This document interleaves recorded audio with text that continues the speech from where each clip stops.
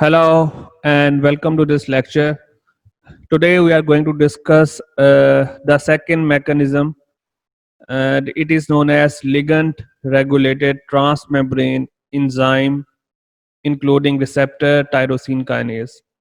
And this cellular mechanism is commonly seen in the growth hormones or in especially in insulin, where this mechanism of action works.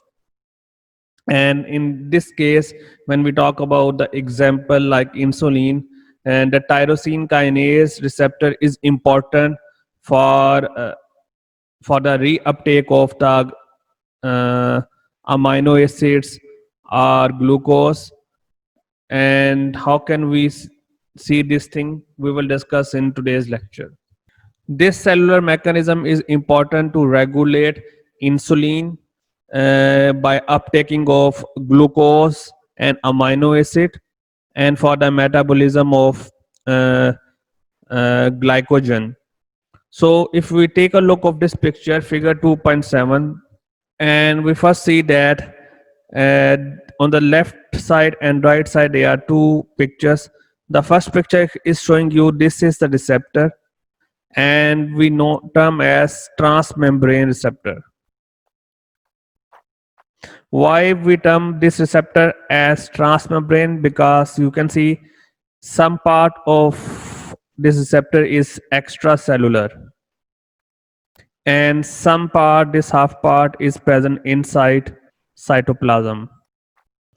So what happened actually, that this is a single unit, we can say monomer, and this is another unit, it is also a monomer. So under the presence of uh, epidermal growth factor, especially in platelets activation or when insulin will be inside the body, because we know that the insulin is important for uptake of glucose. And in diabetes mellitus, what is actually happening, that the metabolism failed, the glucose uptake failed. So this epidermal growth factor is important for regulation of the insulin or platelets. And what happened, this receptor, if you see this section, the section that is expressed as Y, this part, this is known as tyrosine kinase. And what happened with the presence of epidermal growth factors, they these monomers come close together, and when they come close together they bind non-covalently. And when they bind non-covalently, this section, which is known as the tyrosine kinase section, is responsible for the phosphorylation of that receptor. What is meant by phosphorylation? This P is showing you the phosphorylation. And the phosphorylation is the process where addition of the phosphate group is occur.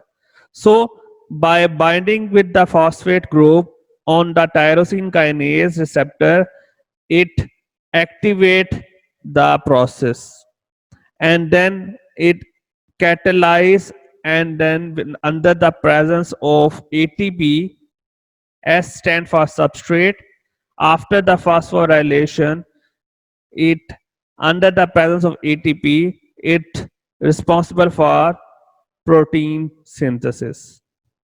So that's how this mechanism will be functioning. This cellular mechanism is very important, and some of the disease that is linked to neoplastic disorders, we found that the inactivation of tyrosine kinase result in lot of neoplastic disorders. And this is very important to understand this mechanism. So thank you so much for today's lecture, hope to see you again.